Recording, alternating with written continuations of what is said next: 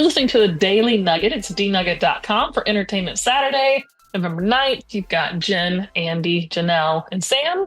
Thanks for joining us today. And there was a little, for our non-audio listeners, a little salute. A Sam salute. A Sam very salute. Official. Mm-hmm. We're all a little quiet after yesterday's exciting episode of trying to rehome Janelle. You know, I put a lot of effort into that, and Janelle did not appreciate it. She's not in the market, you know. You're gonna have to try harder. You try to help out a friend and put them in the best position to not just survive but thrive. No, Janelle, don't tell him to try harder. I'm doing that. I know. What am I saying? Exactly. I take it back.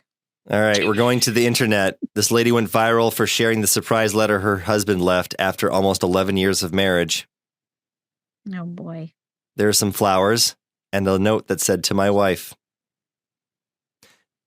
I love this. It starts with, "Dear wife." Let me start this off by saying that I love you dearly. You mean the world to me. However, I owe it to myself as well as you to be completely honest with you. I have to come forward with my truth. Oh, boy. I hate to do it this way, but it's now or never because what I'm about to say has to be said. What a good timing. Tonight, on October 22nd, 2024, marks the opening night for the New York Knicks 24-25 season. I'll be watching the game tonight. That means from 7 p.m. to whatever time the game ends, I will not be a husband or a father. Oh. Y'all are on your own for a couple of hours. No, I will not watch our shows with you. No, I will not get you something sweet. I will not take the dog out.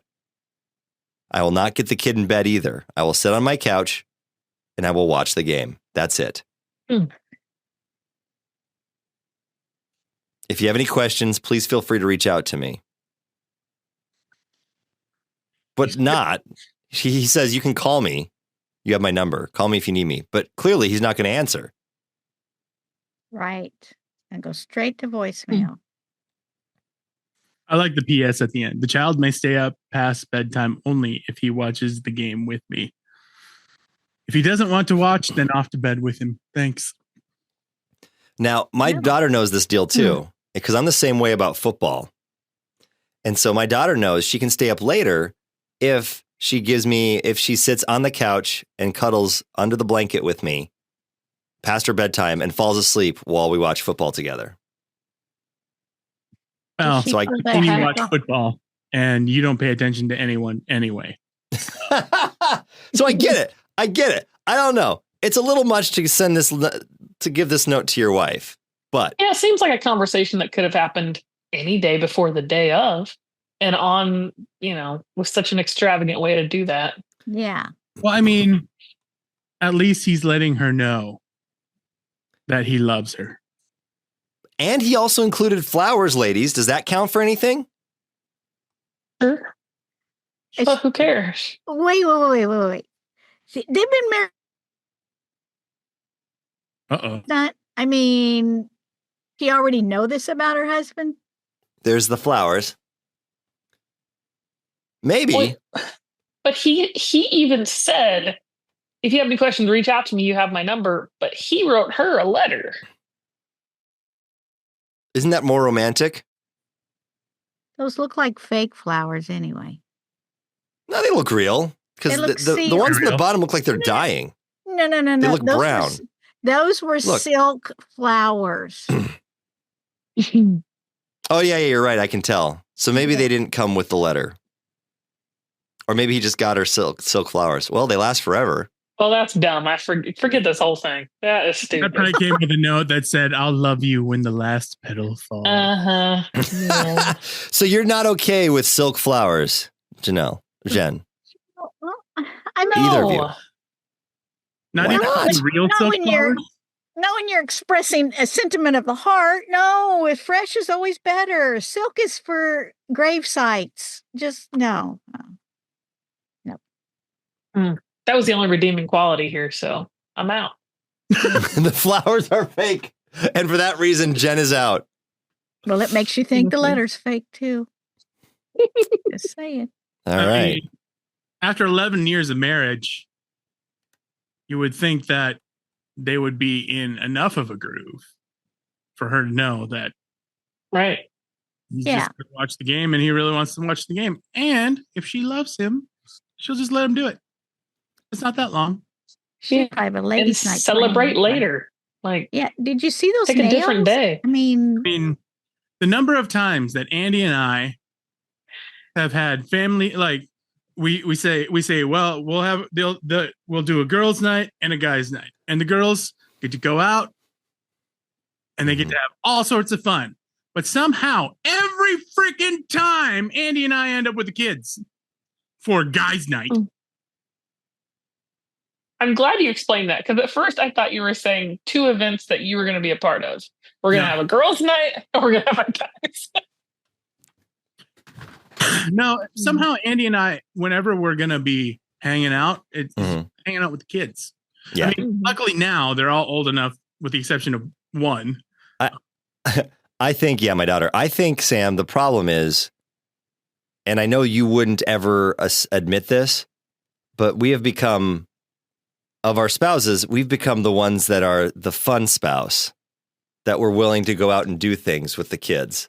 So I think it's just assumed, hey, if you guys are going to go out, why not bring the kids? It'll be fun. For you, I have never been. That's what I'm saying. You would want that title, parent, but rarely the fun parent. Well, there was an episode where you described how kids naturally flock to Andy anyway. True. So you're friends with him. I guess that's part of it. Well, yeah. I mean, the number of large friend gatherings that I've been a part of, where suddenly all the kids are gone and so is Andy, and that's it. And all the adults are talking like, "Oh, this is kind of nice." Somehow Andy ends up with all the kids climbing on him, throwing crap at him, and do you like the birthday party clown? Right? In every movie where they get like beat up and ganged up against with all the kids. Pretty much. Okay. I still PTSD from when I was in college and I was in charge of games for the VBS. And really, I was in charge of the last 30 minutes of VBS before the parents came to pick the kids up. So all the kids are running around outside, and it always devolved into, we're all going to pile on Andy. Is this and it's like, like those zombie movies where like one or two you can kind of fend off, but then all of a sudden they just start like creating a tower to overwhelm you. And they start climbing over each other that's what it was like. It was like a bug life. Yes. And how does that make you feel? I just remember thinking, there's no game that is going to keep these kids. Because the first day I go, okay, lesson learned. I've got to come up with more games and more activities. Day 2 was worse. And I thought, the next 3 days of this VBS is going to be the worst 3 days of my life. Because they knew that they could get away with it because I was the only adult around. Because by this point, it's the end of the VBS day. All the other parents are like, I don't know, taking a smoke break outside. They're like, they're done. Like, we taught the kids, we did the worship VBS, and now it's your turn, games, man, to occupy them. Because you were the game. That they're all having a smoke break. Whatever they were doing. I don't know. It was the early 2000s, kids. All kinds of crazy things were happening. I'm just saying, whatever they were doing, it wasn't helping me. Okay. Truth they were not helping. Just throw on a WoW worship CD and get dancing. WoW worship. And start doing the happy hands dance. Some say love.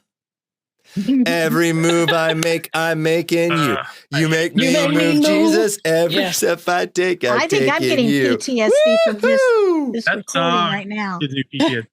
Waves of mercy. All right, like we can do it. There we go. Nugget. Thank you. Nugget@gmail.com if you want Andy to stop singing.